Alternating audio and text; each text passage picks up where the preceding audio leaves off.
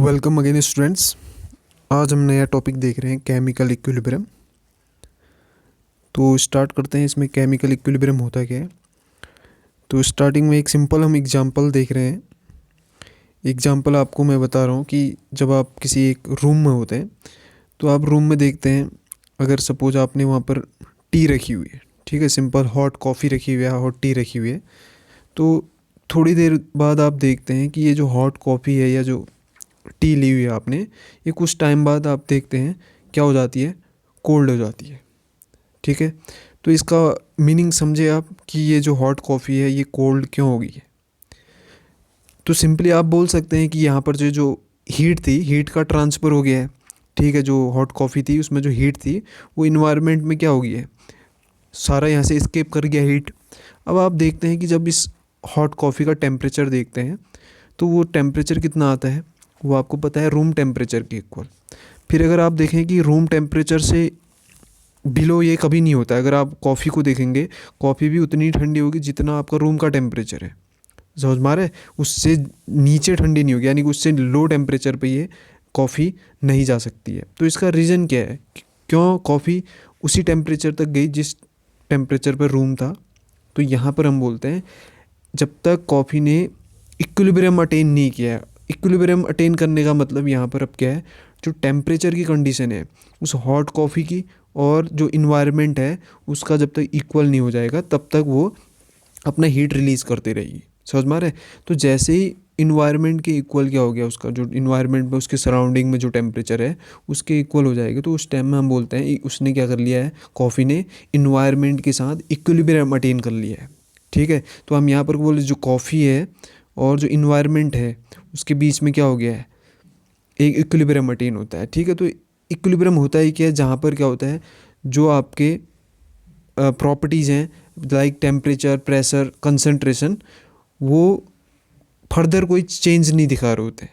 ठीक है, ऐसा कोई प्रोसेस आप करा रहे हो, जैसे अब यहाँ पर हीट का ट्रांसफ़र हुआ था, तो एक टाइम बाद आप देख रहे हैं, एक टाइम बाद उस प्रॉपर्टी में कोई चेंज नहीं आ रहा है, तो तब हम बोल सकते हैं वो जो प्रॉपर्टी है उसने क्या कर लिया, कांस्टेंट कंडीशन को अटेन कर लिया है या कांस्टेंट हो चुका है। तो उस कंडीशन को ही हम क्या बोलेंगे, इक्विलिब्रियम बोलेंगे। ठीक है, अब ये जो मैंने आपको बताया कॉफ़ी का example with respect to environment या उसके सराउंडिंग, तो वो एक फिजिकल फिनोमिना था। ठीक है, हीट का ट्रांसफ़र हो रहा है इन्वायरमेंट के साथ, तो हम उसे क्या बोल देंगे, फिजिकल इक्विलिब्रियम बोल देंगे।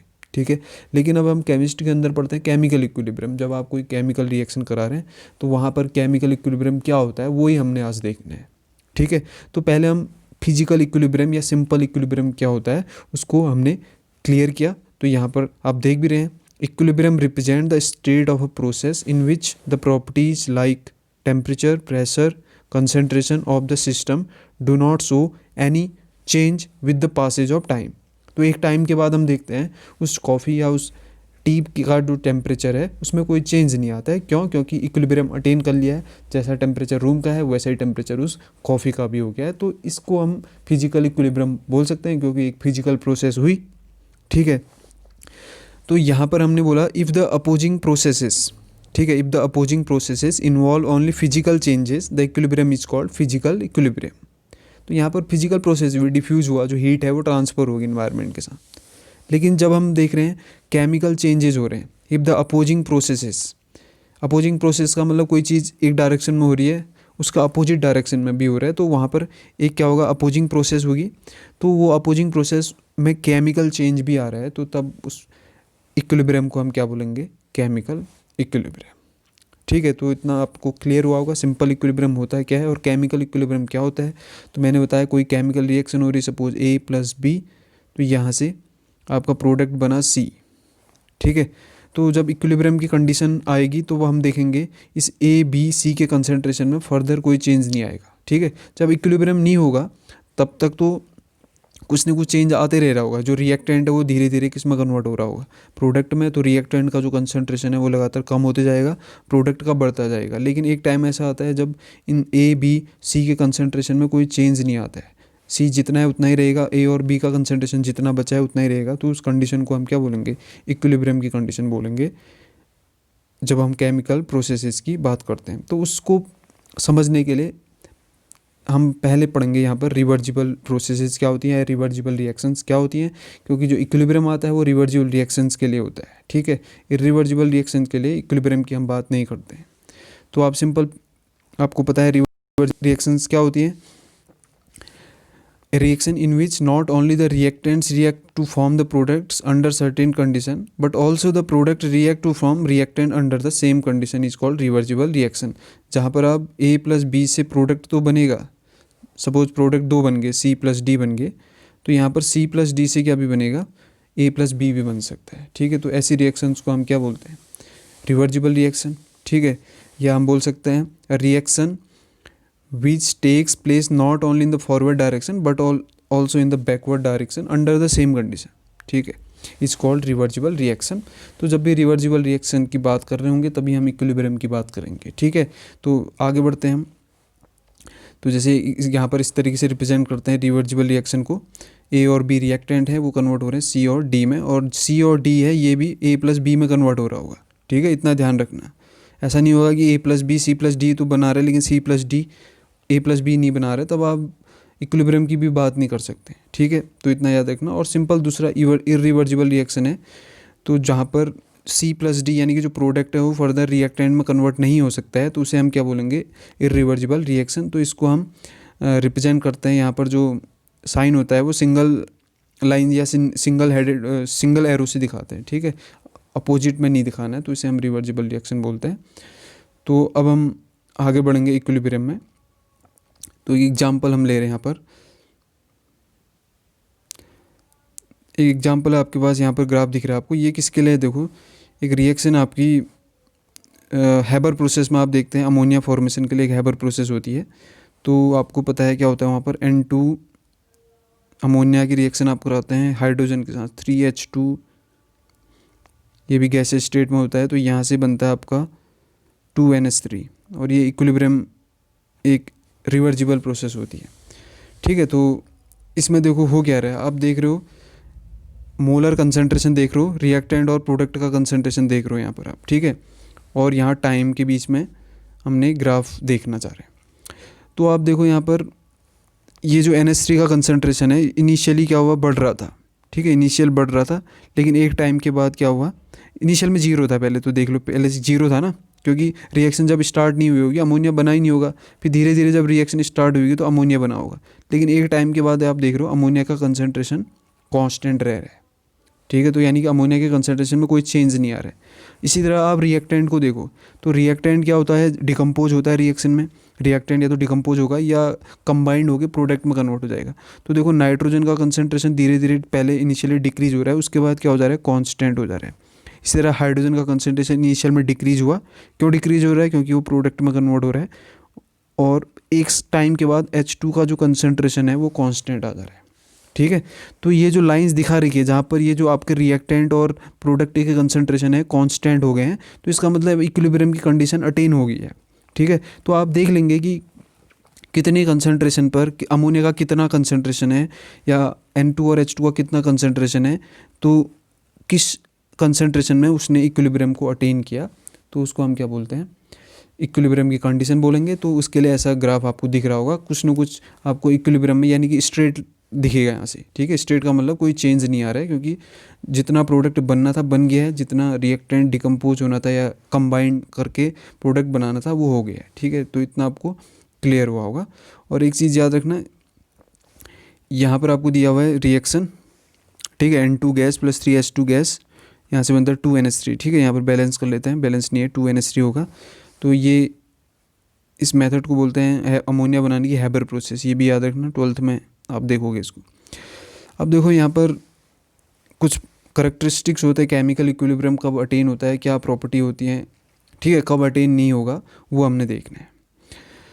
तो देखो फर्स्ट यहाँ पर आपको दिख रहा है characteristics, eight equilibrium the concentration of each of the reactant and the product becomes constant. ये हमने देखा था अभी कि N2H2 और NH3 का कंसंट्रेशन एक टाइम के बाद कांस्टेंट आ जा रहा था, ठीक है। तो उसे हम बोलते हैं इक्विलिब्रियम की कंडीशन में कांस्टेंट हो जाएगा, फर्दर कोई चेंज नहीं आएगा, ठीक है, टाइम के साथ फर्दर कोई चेंज नहीं आएगा। बस ये याद रखिएगा, आप कुछ चेंज नहीं करोगे उसमें, आप ऐसा नहीं करोगे कि उसका टेम्परेचर आपने बढ़ा दिया, सेम कंडीशन होनी चाहिए, टेम्परेचर, प्रेशर, या आपका उसमें कोई कैटलिस्ट ऐड नहीं करोगे, जो भी पहले से था वैसा ही रहने देना है आपने, क्योंकि फर्दर आप उसमें आप कुछ ऐड करते हो तब तो फिर इक्विलिब्रियम शिफ्ट हो सकता है, या फॉरवर्ड शिफ्ट हो जाएगा या बैकवर्ड शिफ्ट हो जाएगा, वो भी हम देखेंगे। इसमें एक बहुत फेमस प्रिंसिपल आता है, वो हम देखेंगे।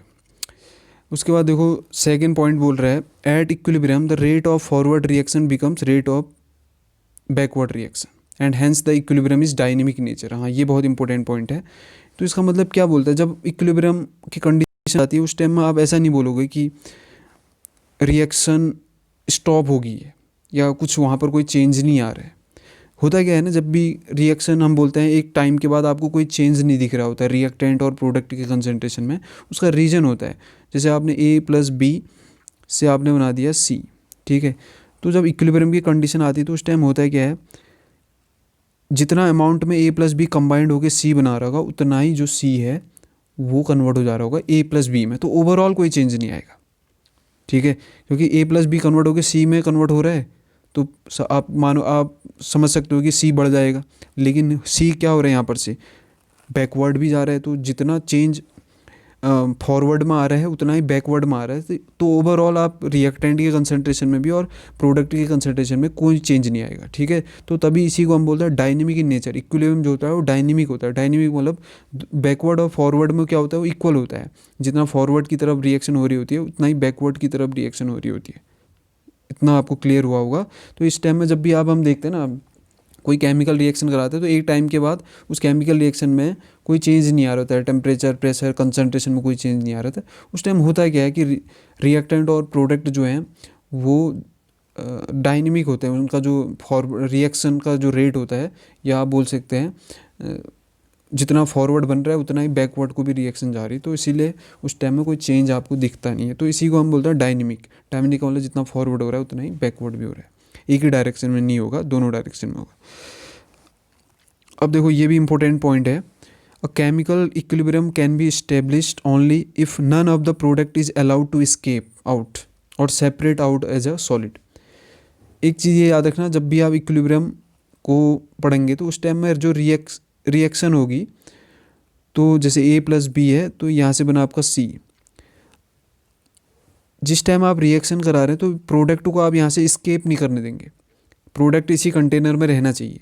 मान लिया ये प्रोडक्ट गैस बन रही है तो गैस तो स्केप हो जाएगी ना, तो उस टाइम में इक्विलिब्रियम की बात आप नहीं कर सकते, क्योंकि प्रोडक्ट आप लगातार स्केप करते जा रहे हैं। जहाँ पर प्रोडक्ट स्केप होते जा रहा होगा तो वहाँ पर जो है वो फॉरवर्ड रिएक्शन और बढ़ते जाएगी। क्यों? क्योंकि प्रोडक्ट तो कंटेनर से बाहर हो जा रहा है ना, अब प्रोडक्ट रिएक्टेंट में कैसे कन्वर्ट होगा। तो इक्विलिब्रियम की बात तभी होती है जब आप प्रोडक्ट को उस कंटेनर से, जिस कंटेनर में आप रिएक्शन करा रहे हैं वहाँ से स्केप नहीं होने देते।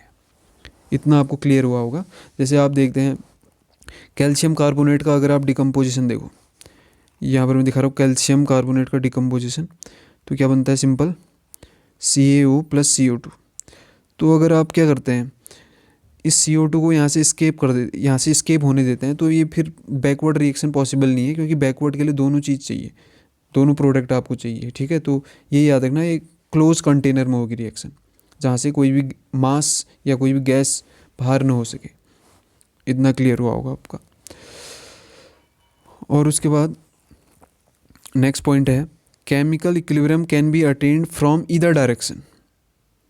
यानी कि जो इक्विलिब्रियम की कंडीशन है वो कहीं से भी अटेन हो सकती है। कहीं से भी अटेन होने का मतलब, जैसे आप कोई रिएक्शन पढ़ रहे हैं A + B, तो यहाँ से आप बना रहे हैं C, ठीक है। तो पहले क्या हुआ, रिएक्शन A + B से बना C, ठीक है। C का अमाउंट बढ़ते जाएगा धीरे धीरे, लेकिन एक टाइम ऐसा होगा C का जो 1 मोल है, ठीक है, या C का थोड़ा बहुत भी अमाउंट है वो A + B में कन्वर्ट होगा, तो इक्विलिब्रियम अटेन हो सकता है। इसका मतलब क्या है कि C ने अगर 1 मोल भी A + B का बनाया, यानी कि C जो है 1 मोल भी A + B में कन्वर्ट हुआ, तो तब भी क्या हो सकता है, इक्विलिब्रियम अटेन हो सकता है। या C का जो 0.1 मोल है वो भी अगर A + B में कन्वर्ट हुआ तब भी इक्विलिब्रियम अटेन हो सकता है। या ऐसा हो सकता है जो A + B है, A + B ने 5 मोल C बना दिया, सपोज 5 मोल C बना था, तब भी इक्विलिब्रियम अटेन हो सकता है। किसी भी डायरेक्शन से इक्विलिब्रियम अटेन हो सकता है, चाहे वो फॉरवर्ड से हो चाहे वो बैकवर्ड से। मतलब डायरेक्शन का मतलब है कि A + B ज़्यादा बन रहा है वहाँ से भी इक्विलिब्रियम अटेन हो सकता है, या सी जो है एक मोल भी उसका स्मॉलर अमाउंट भी अगर ए प्लस बी में कन्वर्ट हो जाता है तो वहीं पर भी इक्विलिब्रियम की कंडीशन अटेन हो सकती है, ये याद रखना। और हमेशा ये याद रखना जब भी इक्विलिब्रियम की कंडीशन होता है तो उस टाइम में ये नहीं होता है कि 50% प्रोडक्ट होता है 50% रिएक्टेंट। बहुत से लोग कंफ्यूज करते हैं कि इक्विलिब्रियम की कंडीशन में 50% प्रोडक्ट होगा 50% रिएक्टेंट होगा, ऐसा नहीं होता है, ठीक है। इक्विलिब्रियम क्या हो सकता है कि 1% प्रोडक्ट हो 99% रिएक्टेंट बचा हो, तब भी इक्विलिब्रियम की कंडीशन अटेन हो सकती है। या हम बोल सकते हैं 99% प्रोडक्ट हो और 1% रिएक्टेंट हो, तब भी क्या हो सकता है, इक्विलिब्रियम की कंडीशन अटेन हो सकती है। तो इतना आपको क्लियर हुआ होगा। तो ये तो हमने आज पढ़े इक्विलिब्रियम और इक्विलिब्रियम से रिलेटेड जो इम्पोर्टेंट पॉइंट्स थे वो हमने देखे। बाकी इसमें हम अगले वीडियो में देखेंगे लॉ ऑफ मास एक्शन और इक्विलिब्रियम कांस्टेंट। इतना आपको क्लियर हुआ होगा। तो मिलते हैं अगली वीडियो में, तब तक के लिए थैंक यू।